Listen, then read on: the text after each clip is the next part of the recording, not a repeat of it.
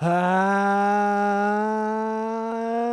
toddy, God Almighty. It's the Sweat Equity Podcast coming to you from Cigar City Studios in the Toco Works office. That's short for Tocobaga Consulting. I'm your host, Law Smith. We keep the chair open like we do for Elijah at Seder. I think it's Seder. For our old co-host, Caleb Fuddy. Maybe he'll come back. I don't know. I'm not sure. Doesn't look good, but he's on to a lot of more with the scouting block. So go to scoutingblock.com, check it out. Check out his progress on Instagram and Facebook and whatnot. We still love him. He's getting married and probably stressed out about that. This is an interesting conversation. It went from this is another one of Emerging Media's PR coordinator. Was great and set us up with the CEO of Advantages. Fran is great. We have a really cool conversation. We could have talked for 3 hours, and another one that got super serious and then back into kind of more businessy, but all good nonetheless. Make sure you check them out. Advantages.net. Not .com, advantages.net.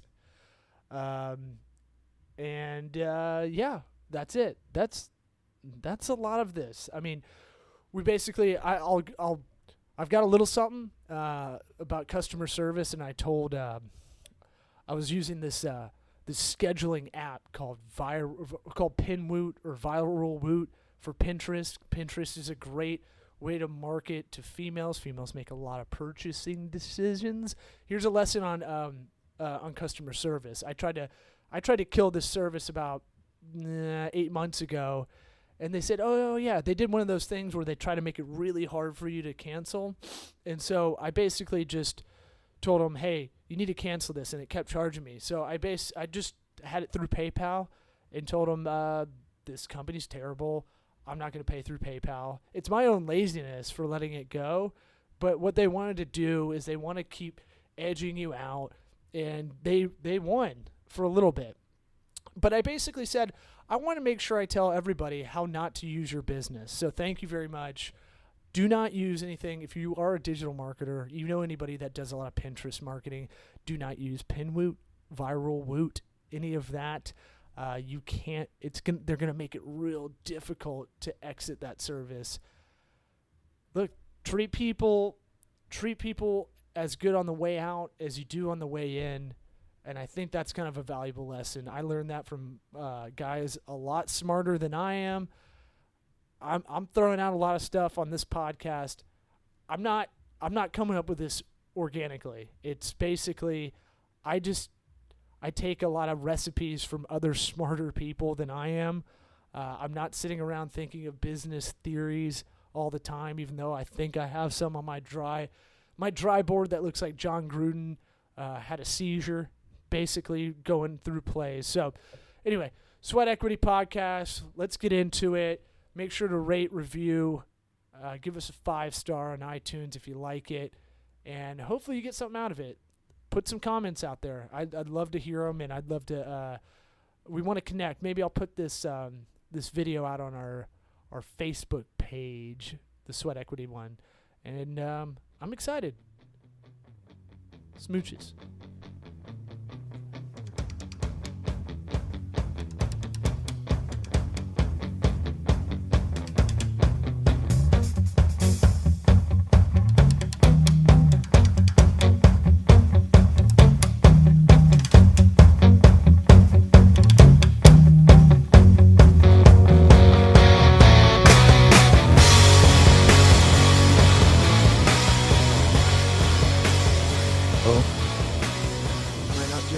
Oh, I'm sorry. I see you.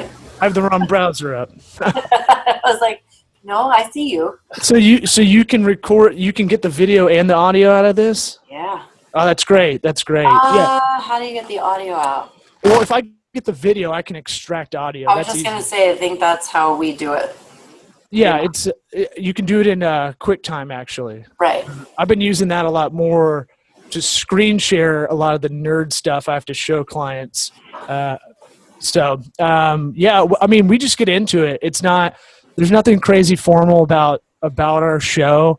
It's really about, I don't know if you got to listen to any episodes or anything. I've done a little bit of homework. Oh, okay. Well, I mean, some people come into it super blind and are like, sometimes it's an awkward conversation. Sometimes it's, sometimes it takes a while to get into it, and I appreciate you taking time out, to do this.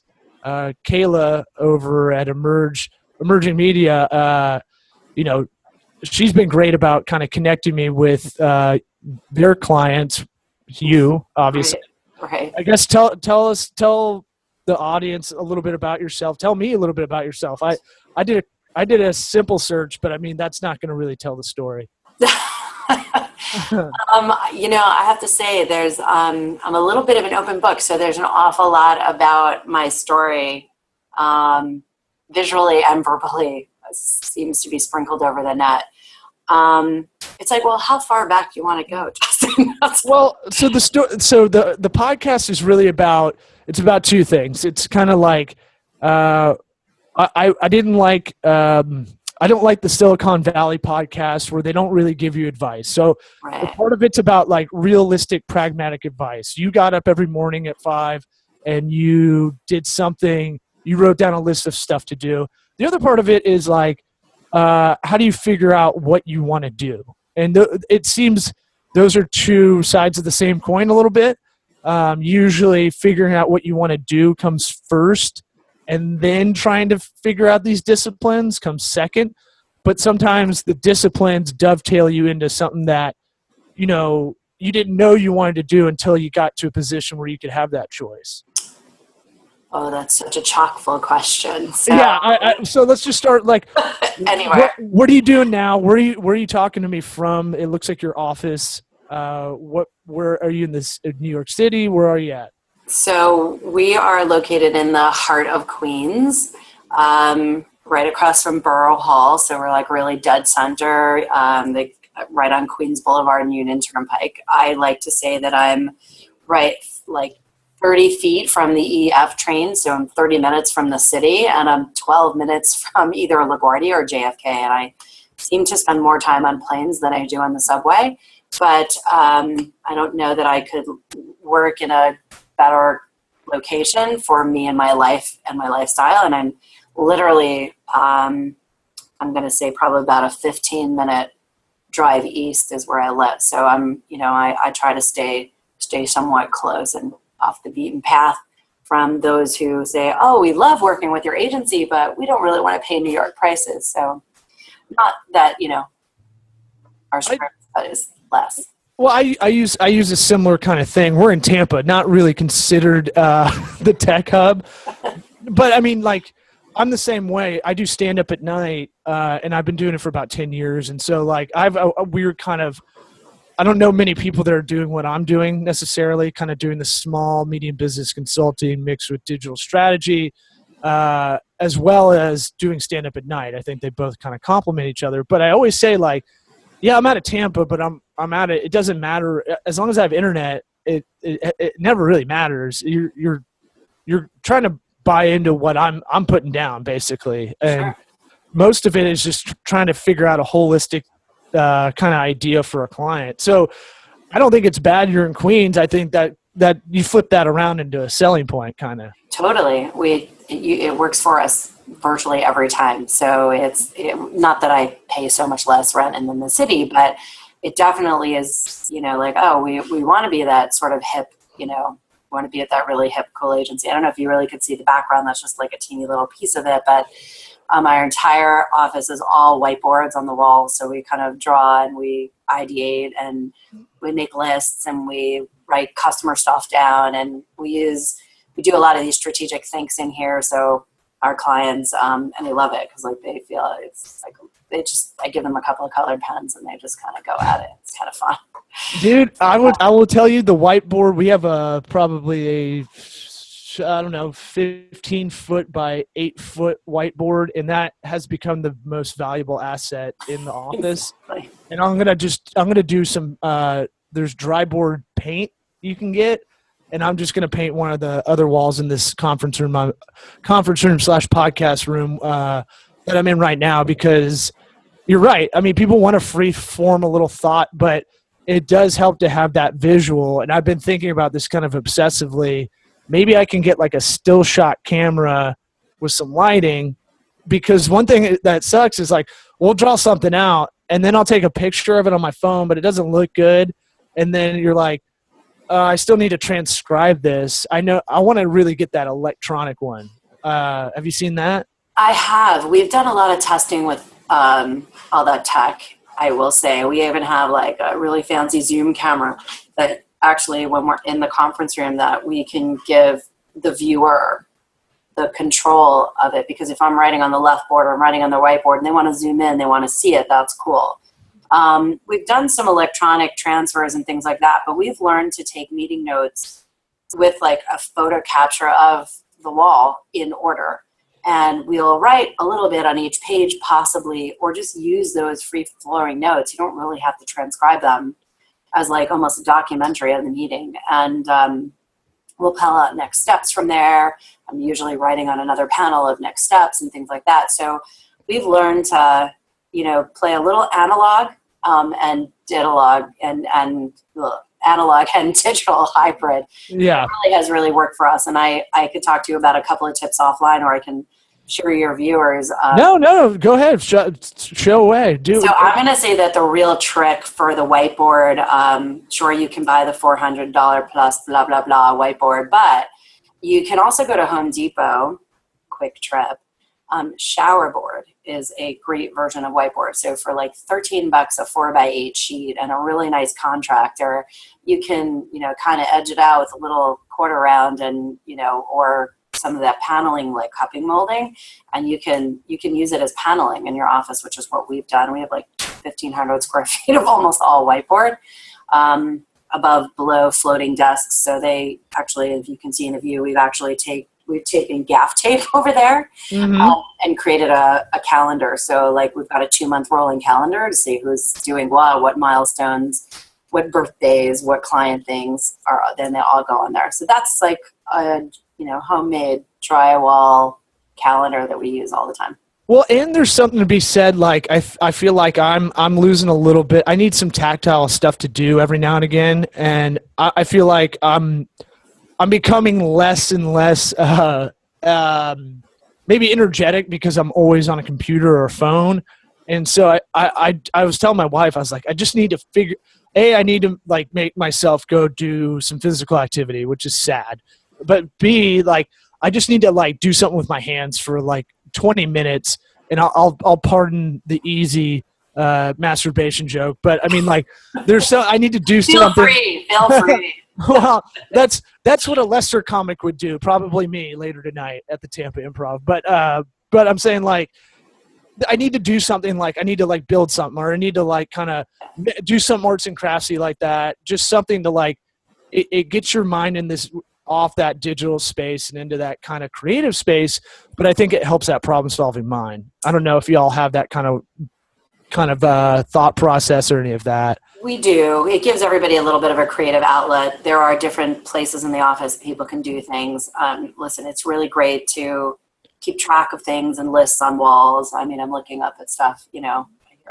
I've got lists all over the place. Yep.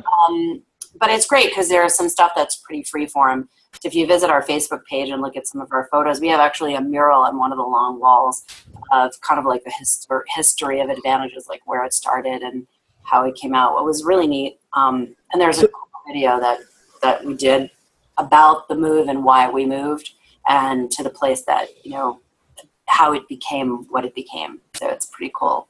So what is Advantages? How did it become? How did it become? So back to the history a little bit. So,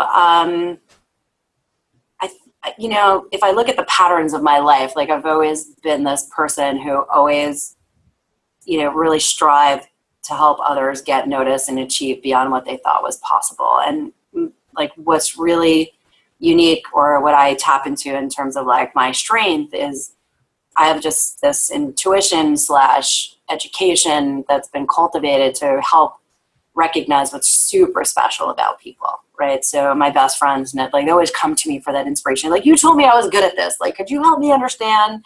Could you help me articulate that? Or what does that really mean? Or why did you see that?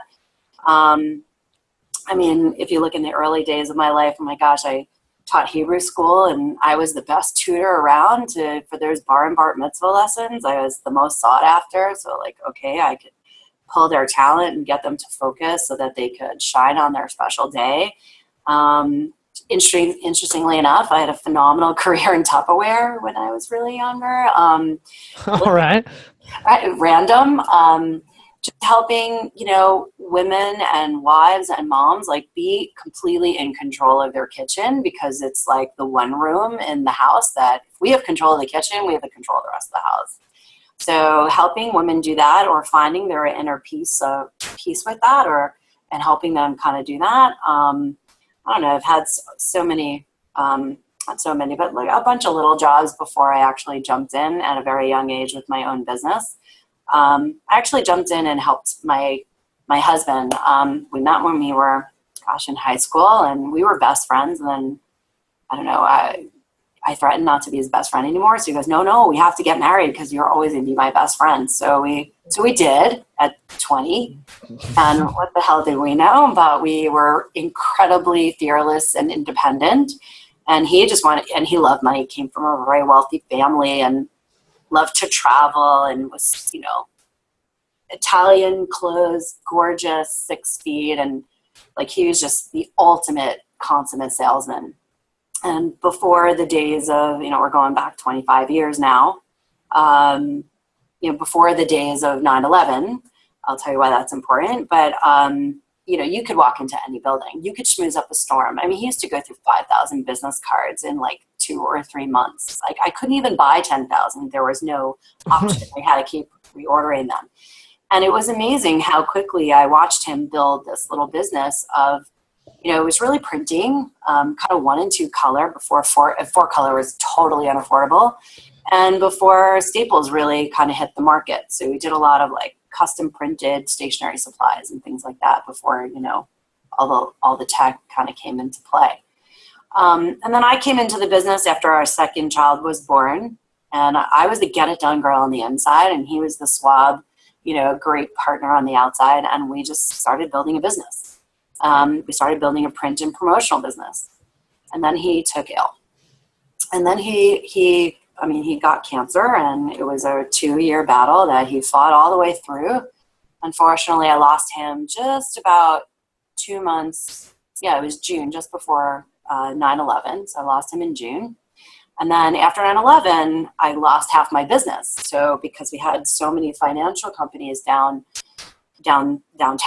and I just kind of like, I don't know, I was kind of like struck. I had no idea what to do or what I was going to do. And that little voice, he's like, you're such a waste behind a desk. Get outside. You gotta do this. So I kind of switched roles, and just, I spent about a year just trying to figure this shit out, man. Sure. Say that. It's like, oh, say whatever you want. Yeah. Okay. So, it was like I stared out the window for about a year, just, getting up every day and, realizing my life was not my own, how to raise 2 children. I mean, my gosh, I was 33.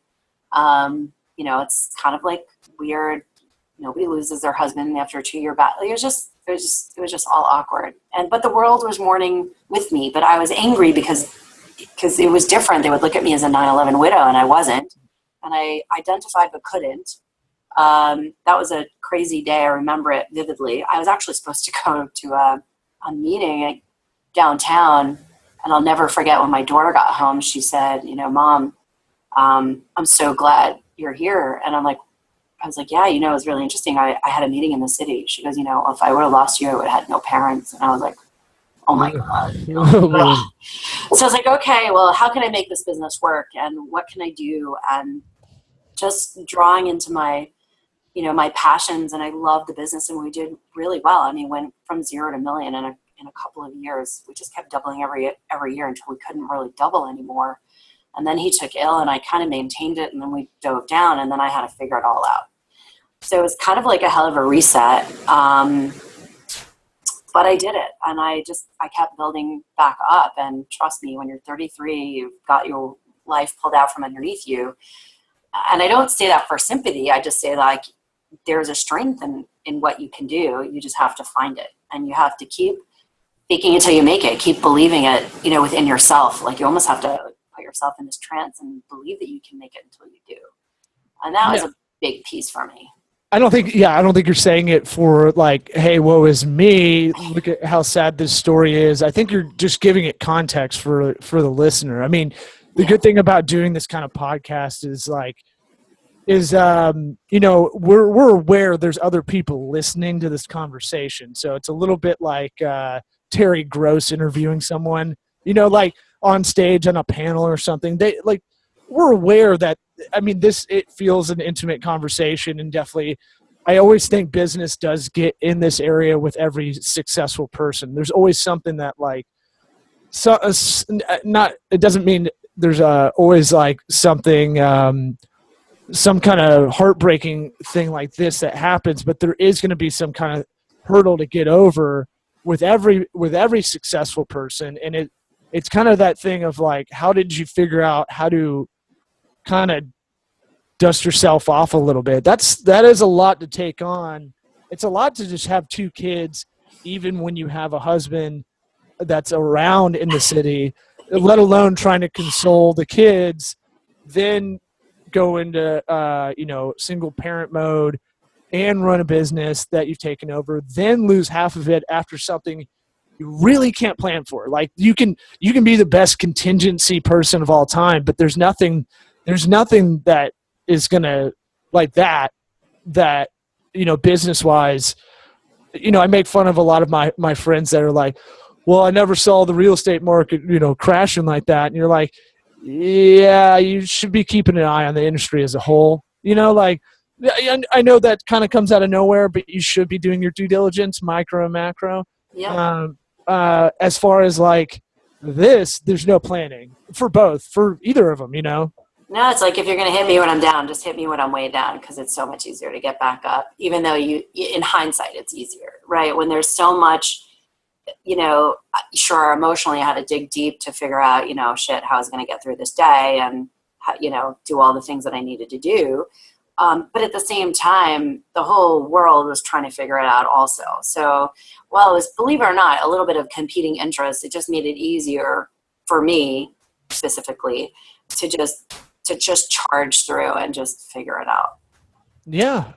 So what did that look like? You can, I want to hear you don't have to get into like, I was miserable for 4 months and then kind of got my shit together, but just like that point where you just go, okay, time to get back to work. Maybe work is a good distraction. I feel like a lot more men are wired that way, I think, than women. I know we're all the same now, gender wise, but or whatever whatever the media wants us to believe, that the genders are the exact same, feelings wise, emotionally.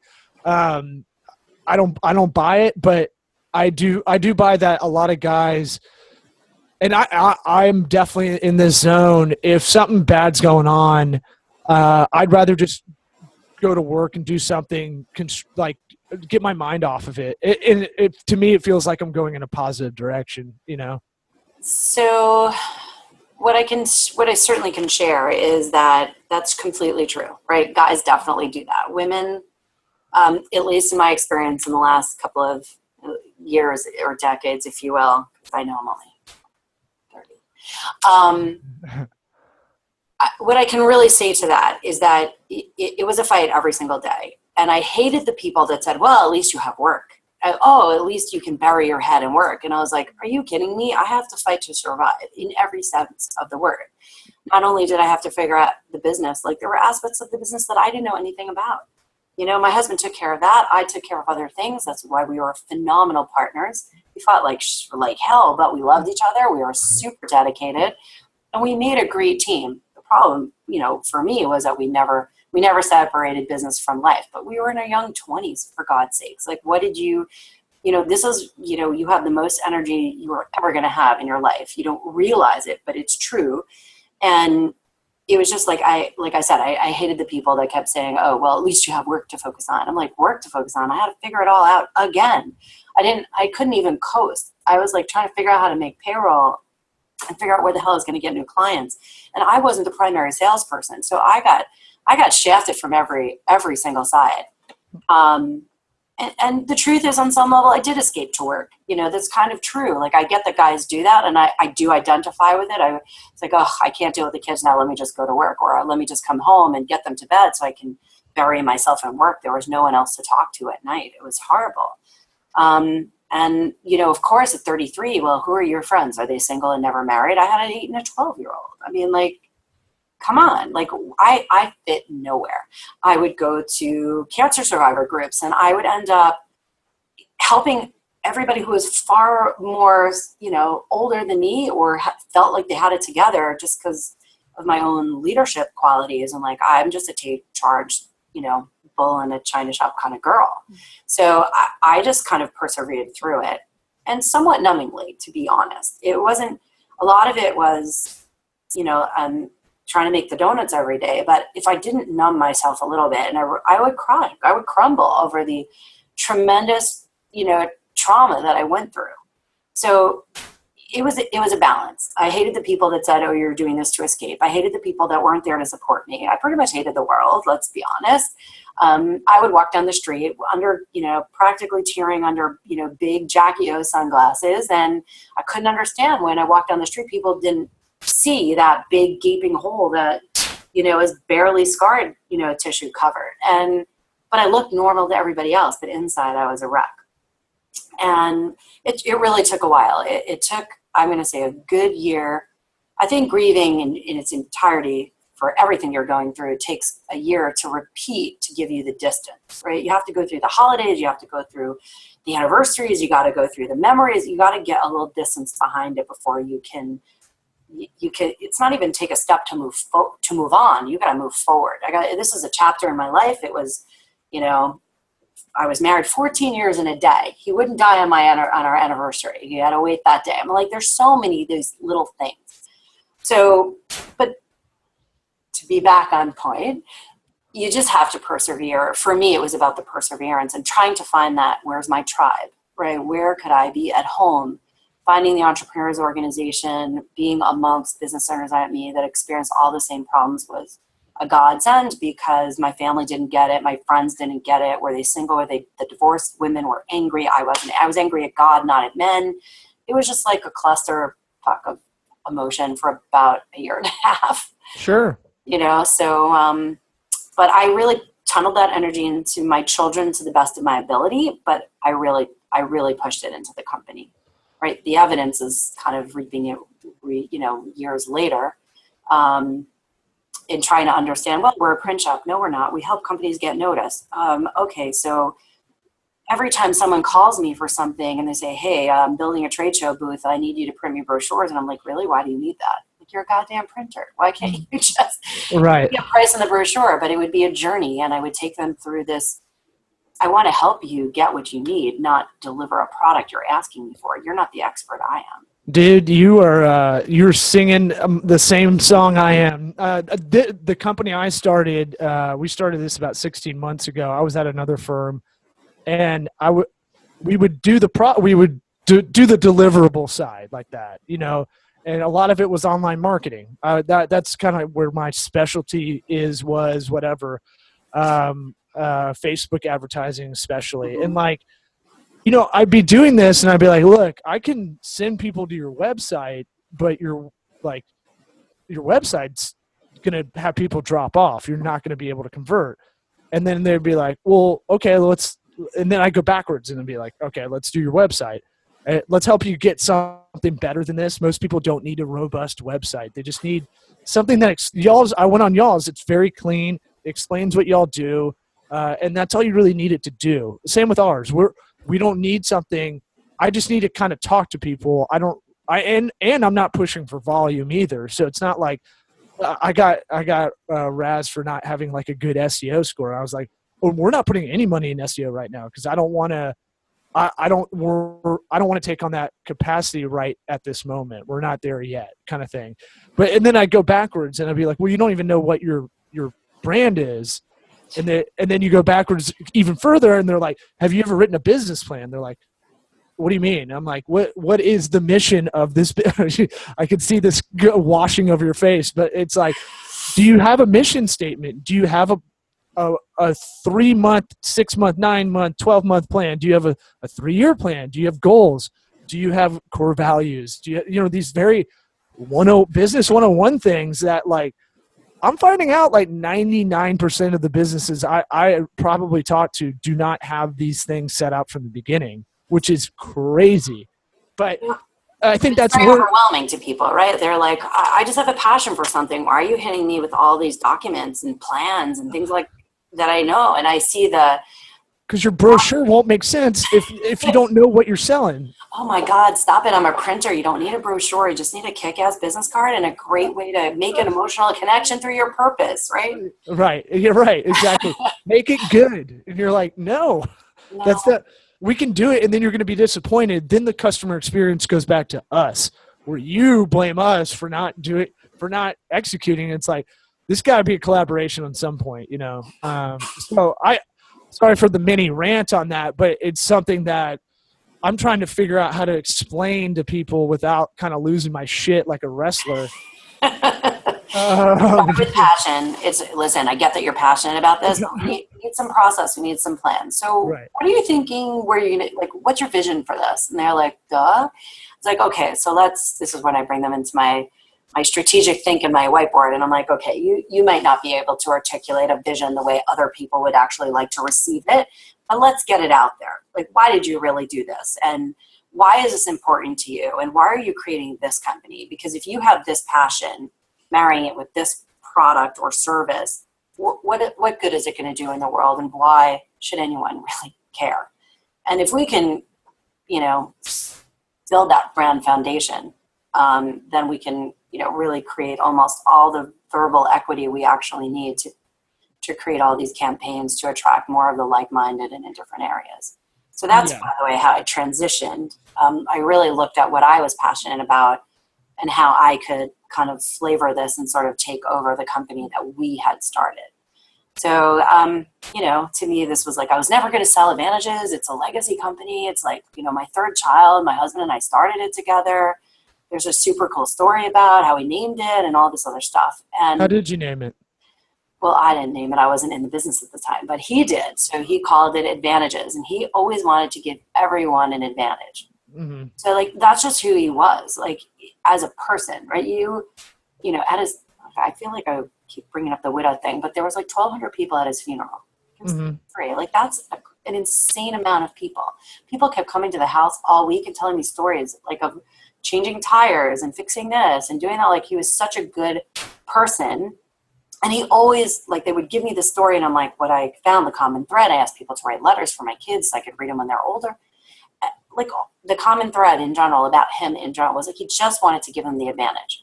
So our 2 children, Avi and Devora, are A and D. So if you look at the old version of Advantages, the A and D were separated out in a box. And, like, this is his gift that he gave to the world, these 2 children. And he was giving everyone, not only his 2 children, but their entire advantage. So it's kind of a cool story. And I kept it. I've been trying to rename it Get Noticed forever, but Kodak just won't give me the URL, and they don't do anything with it. But that's... So for those listening, advantages.net is y'all's URL. Yeah? Yeah. You could try to go creative. Sometimes it's like, does a country end in Advantages? Does it end in ES? Can we do something like that? Where it's the last 2's .es. I've messed with that a little bit, but at this point, .net. When I look you up, if you Google, I'll have all your information on the blog post. But I Googled you, and it pops right up. So yeah, thank God we're not hard to find. And when I met with Seth Godin a number of years back, he loved our version of the website then. He goes, .net, you're doing fine. Leave it alone. So I'm like, okay, ever since then, I'm like, it's good. It's fine. People can do this. And I keep my name, right? So my first married name is Biderman, and my second married name is Gross. So I kind of Fran Biderman-Gross. There's my tribute on the business side to my late husband. So that's that piece. That's a little story there.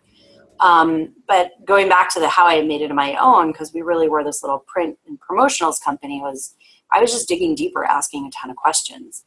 And 2005-06, I met Simon Sinek. Start with why, author. Mm-hmm. Yeah.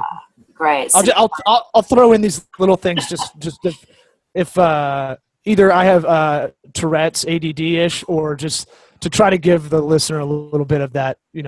It's a good book. I've always kind of thought this way, so I got the book and I was like, I get it. Like because of the comedian kind of aspect of how I look at stuff. So.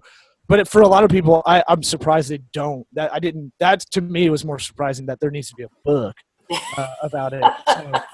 Well, he simplified the book. It really is a communications theories, and there's a communication theory called purpose, and there are a lot other more complicated reads on it. Uh-huh. But so when I met Simon at one of his first speaking engagements after he kind of stumbled on this little golden circle theory, of course, the night I met him was an interesting story of how he asked everyone to bring their best marketing materials. And, as a fellow marketer, he would critique them. And I'm like, oh my God, our design's killer. We do great work. I brought my best stuff. I strategically placed it on the table. And like be still my heart when he picked up my stuff to show it to all 80 of my close, entrepreneurial peers. And he goes, this stuff is gorgeous. And it's just beautiful, but it speaks like everybody else, like everyone else. And you had to see me just sink into my chair. And I'm like, do you know me? I'm like no one else you ever met. How could you ever say that I'm like everybody else? I had a heart attack and I was embarrassed at the same time. So I kind of stood in the corner and waited for everybody to talk to him and answer his questions. And then we got deeply engrossed in a conversation to the point where I literally hired him that night to come help me diagnostically do my golden circle for me. And oh God, that was kind of really my Oprah Winfrey aha life-changing moment. Cause he articulated all the stuff that I'd been doing for my whole life. The hard part about this new shiny toy that he gave me is that there was no rule book on how do you implement this stuff? Mm-hmm. That's really where my journey takes me. Right. So I could articulate, that Advantages is going to, will get noticed as the agency that takes companies beyond what they thought was possible for them. That's what we do. That's based on Fran's purpose and her vision for this company. And figuring this out was probably the hardest thing, most excruciating thing I had to do. And every couple months I would talk to Simon, we would redo my website, and then I'd have to figure out what my elevator pitch was. I literally rode the elevator in the Empire State Building for 2 days, for a couple of hours at a time, trying to make small talk on what my pitch could be and how could it be purpose-driven, right? We're a purpose-based agency that believes in purpose. When we can identify what your purpose is, cement it into your foundation, we can actually teach you how to build relationships with like-minded people. And how do we implement that verbally in everything that we do? And it took me probably close to 2 years to figure out what the process is at every turn, right? So fast forward just about 8 or 9 years, and where we made the Inc. 5000 list last year, we made the Inc. 500 list this year, voted, best 50 one of the top 50 workplaces to work. So we're getting the culture right, we're getting the growth right, we're managing all these strategies, and it's just so simple, right? Follow your passion, understand what you're passionate about, be able to articulate it, build a foundation around it, and then speak that way all the time. And it's hard.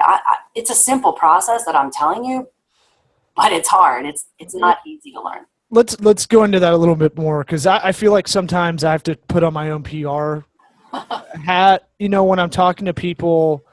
And I know, I think part of our voice as a company is that we're going to have a little bit more bite because I'm the head of the snake here. And I can't, the reason I think a lot of the reason I wanted to have my own company is to be able to call out a lot of the bullshit that's online. And people are like, why do you want to get into this? And I'm like, I want I want to try. I want to see if we can bring customer service back to the back. I shouldn't even say back. Bring customer service to this digital stuff. You think you can outsource it, but if you can't communicate with these guys in Siberia or Pakistan or Indonesia, and you're trying to get those kind of complex things, we haven't even gotten to quality control. But like, I'm trying to say, like, most businesses, small, medium businesses, don't need a crazy amount of stuff done. They just need someone to kind of sit with them. And a lot of my job is making sure entrepreneurs aren't crazy. They're like, is this crazy if I want to do this? I'm like, no, your revenues are great. This is the time to kind of get in this market. And they're like, okay, because I can't really ask anybody around the office. And I'm like, Right. yeah, you're king. You're the king, you know? Lonely. Or queen. Right. And so, I'll take king. It's okay. oh, it's super isolating. It's super lonely. Similar to stand-up. You're by yourself. You have a lot of crazy ideas. I'm going to throw them out there, and I'm going to have enough hubris to think I know what I'm doing all the time, and enough empathy to see a problem, enough ego to really punch it through. And so, similar to you, I have really great friends that have a lot of grit, and I want them to be a part of this. I have 2 small partners that I brought on, and I'm really pumped about it. But I was like, this will never work because you're my friend and I can never be your boss. This has to be an entrepreneurial house. And we need to put you in a direction that is your direction as a startup strategist, kind of coach. On the other side, a nonprofit consultant would be great. You all have your own things under this big umbrella. And for me, I feel like that's kind of a similar thing you were kind of talking about, is like, it has to go on purpose and passion. But what I really wanted to get to is like, I can give this spiel to you, no problem, because I obsessively think about it.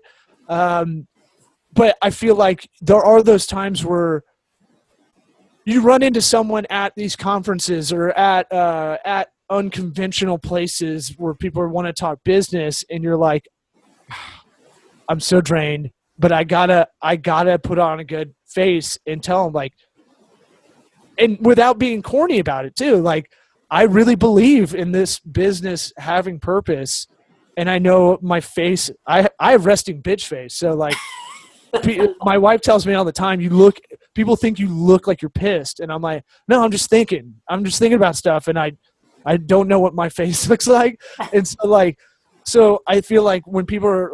I've had people like, I didn't want to interrupt you because it looked like you're going over something, and I was like, no, and then they start talking to me, and I'm like, yeah, my wife's like, God damn it, we're gonna leave this party like 10 minutes ago, and I'm like, what you got to do is you got to figure out what your fucking message is. You don't know what it is, and I'm already in like this zone.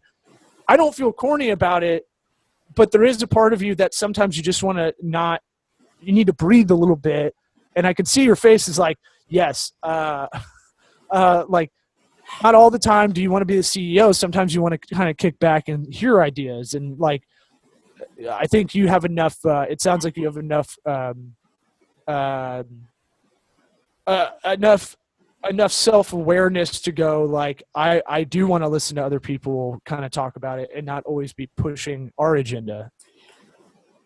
That's a lot of stuff. So you know the number one thing about sales is really listening. Number one. Number two, I'm not always the best listener, but I surround myself with better listeners, so I'm just smart. 3, I've created a culture in here. I shouldn't say I've created. I've set forth a purpose, right? I've created a vision and a mission together with an organization structure that totally works for me. It seems to be working because, oh my God, we're growing like 771%, although, listen, it's a little hard to keep that pace up. But I've created a structure in that I have a leadership team underneath me, and I interact with them, and they run each of the departments. We restructured last year, and I spend 2 days a month, 24 days a year, not taking client calls, pretty much between 4 and 7 hours a meeting, working on the business, working on where we want to go. You always have to work backwards. I have a vision for something, really. Well, you think I'm just going to get there because I say that. So you have to plan it, right? So there comes the annual plan, comes the quarterly plans, and then how are you going to move those rocks into play, and then what issues come up, and how do you move those issues off the done list, or maybe we have to rethink something. So all of those strategic things, they happen, but it's about creating the environment of trust and respect, and then surrounding and truly breathing our core values as a culture and living them.